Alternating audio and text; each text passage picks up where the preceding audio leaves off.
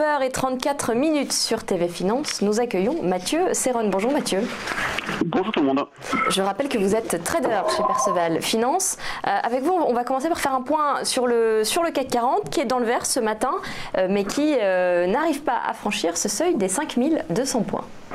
Ah bah c'est même inespéré qu'on soit à 5002 partant de 5100 hier, donc on a eu une nouvelle fois un contre-pied, encore plus flagrant sur le DAX, on en parlera après, avec voilà des anticipations baissières en début de séance qui n'ont pas donné suite, il n'y a pas eu de relais, et une nouvelle fois, qu'est-ce que l'on constate, c'est que le marché bouge selon des considérations techniques, selon des pressions techniques, donc avec notamment des rachats de short en fin de journée, puisque après la petite reprise du milieu de matinée, on a eu une dérive latérale qui a duré pendant quelques heures, et puis sous l'impulsion des marchés américains en fin de séance, on est revenu chercher effectivement, on s'est rapproché de la zone des 5200 points. Donc le mot d'ordre sur l'ensemble des marchés, c'est la confusion. On voit bien le manque d'intérêt, le manque de conviction de la part des gérants, et on a un marché qui est laissé au gré donc des arbitragistes, et également qui évolue au gré de la spéculation et des algos. Donc les algos amplifient les mouvements, la spéculation se prend souvent les pieds dans le tapis comme hier, et donc les gérants eux font pas grand chose. On le voit notamment sur les valeurs, puisqu'il y a vraiment une grande régularité, beaucoup d'arbitrage et parfois des intérêts ou des désintérêts ponctuels sur certaines valeurs, comme sur AXA hier. C'était Atos la semaine dernière, AXA qui a perdu 9% hier.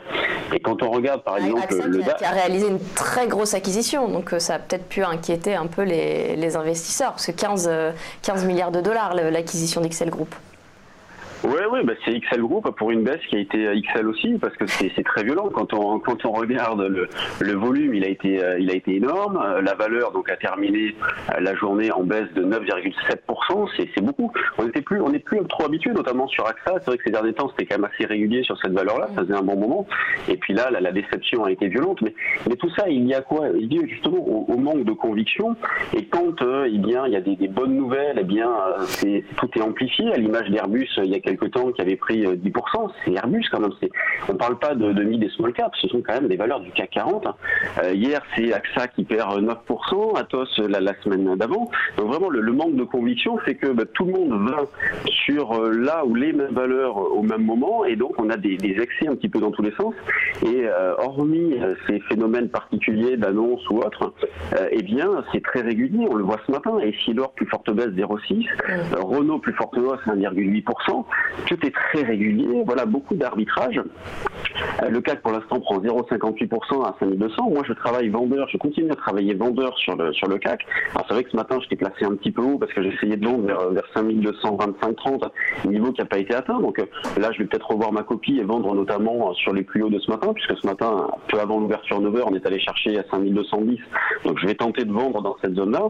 Et mon scénario principal consiste à privilégier l'accumulation d'écarts plutôt que de jouer un véritable directionnel, parce que là on constate bien qu'il n'y en a pas, et ce qui est important, c'est de pas faire de plan non plus trop pessimiste, parce que c'est vrai qu'on peut se poser des questions, comme hier matin lorsque le marché va chercher 5100, on se dit est-ce que c'est pas le moment où la situation va se dégrader? Et nous on était formel, on disait non, pour l'instant il n'y a rien qui va dans ce sens-là, il n'y a pas d'alerte particulière sur les valeurs. Au niveau de la volatilité, même si elle est remontée un petit peu, ça reste correct, on est autour de 18-19 de volatilité sur l'échéance mars, et d'ailleurs bientôt on va regarder la volatilité sur avril, parce que l'échéance ça sera dans une semaine et demie.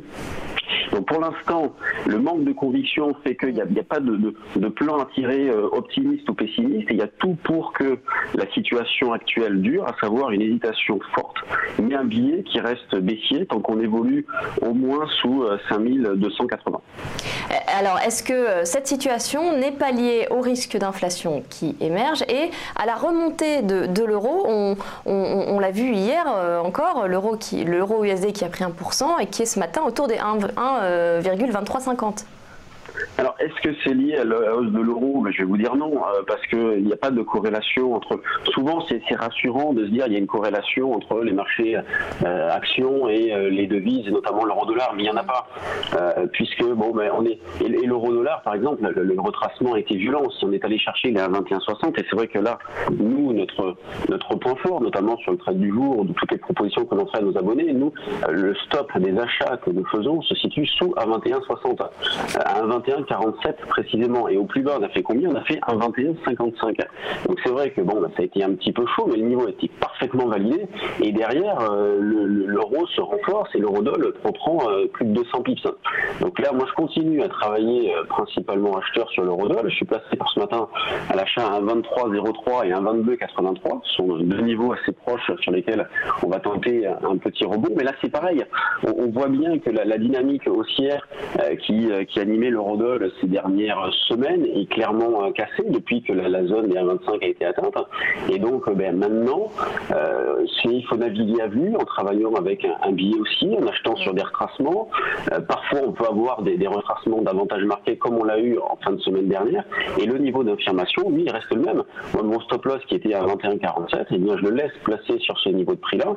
Et donc, tous les achats que je fais, notamment par exemple à 23,03, si jamais on y va aujourd'hui, le stop loss est à 21,47. Donc, c'est vrai que ça peut faire loin, il faut en avoir conscience. Mais les marchés, notamment le marché des devises, n'est pas adapté à des stops proches, vous voyez, à des coupures de position qui sont extrêmement proches. Donc, il faut prendre des niveaux parfois un petit peu éloignés. C'est vrai que la semaine dernière, on était proche du niveau d'infirmation. Là, on s'en est éloigné. Mais donc, il faut pas hésiter à moduler son exposition, peut-être à en acheter un petit peu moins. Mais en tout cas, je reste formel. Le stop reste à 21,47 et il a parfaitement fonctionné. Parce que sur cette antenne, sur TV Finance, on a eu de nombreux analystes qui nous ont dit que les 1,28, voire les 1,30 pour l'euro USD étaient pas très loin. Et là, finalement, à vous écouter et à voir comment se comporte le cours, on en est très très loin.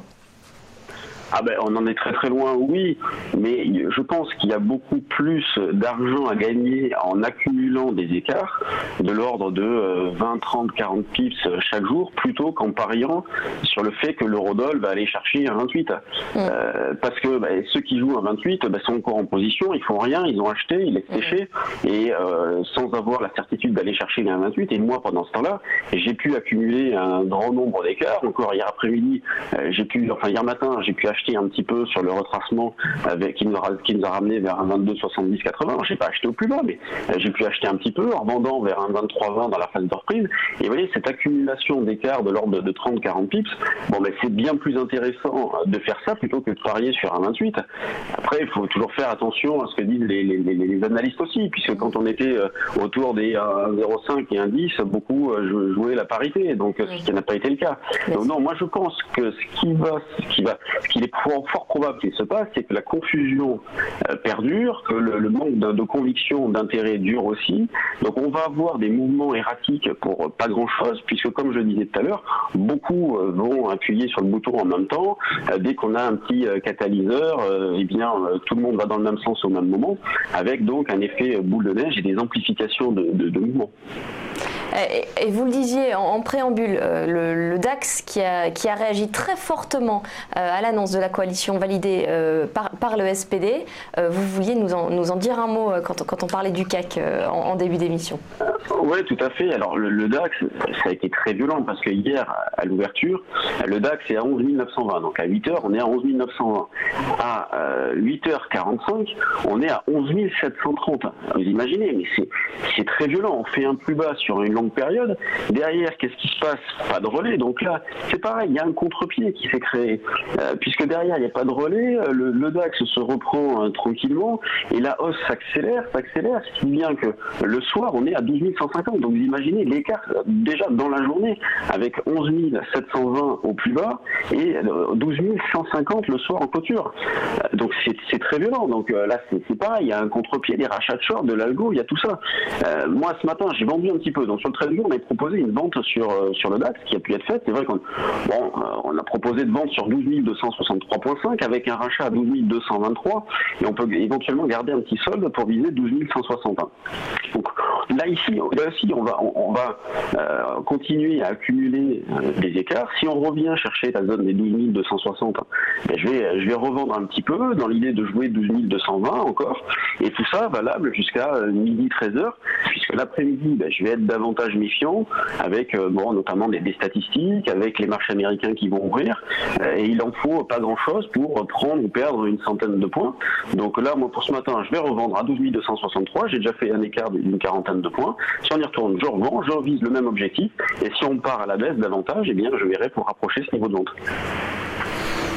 Très bien, on retiendra donc vos conseils sur l'euro USD, le DAX et le CAC. Merci beaucoup Mathieu Serron.